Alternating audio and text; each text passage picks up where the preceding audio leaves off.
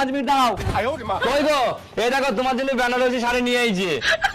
কি ব্যাপার গো, তাও তুমি কথা বলছো না, আবার কি হইলো? ওই পাশের বাড়ির দাদা পাশের বাড়ি বৌদিকে সোনার চেন কিনে এনে দিয়েছে। ওই সোনার চেন যদি তুমি আমাকে না কিনে এনে দিয়েছো না, ওই বৌদির সামনে কিন্তু আমি আবারও লজ্জায় মুখ দেখাতে পারবো না। আরে তুমি টেনশন নিচ্ছ কেন? আমি তোমাকে সোনার চেন এক্ষুনি কিনে এনে দিচ্ছি।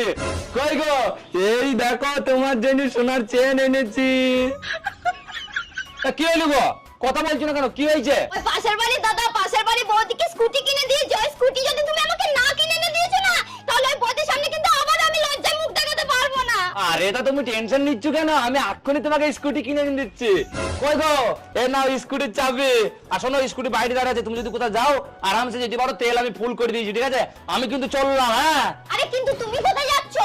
আরে পাশের বাড়ির দাদা তো একটা বৌদিকে নিয়ে পালিয়ে গিয়েছে, আমিও একটা বৌদি নিয়ে পালিয়ে যাই, নাইলে তো তুমি আমার পাশের বাড়ির বৌদির কাছে লজ্জায় মুখ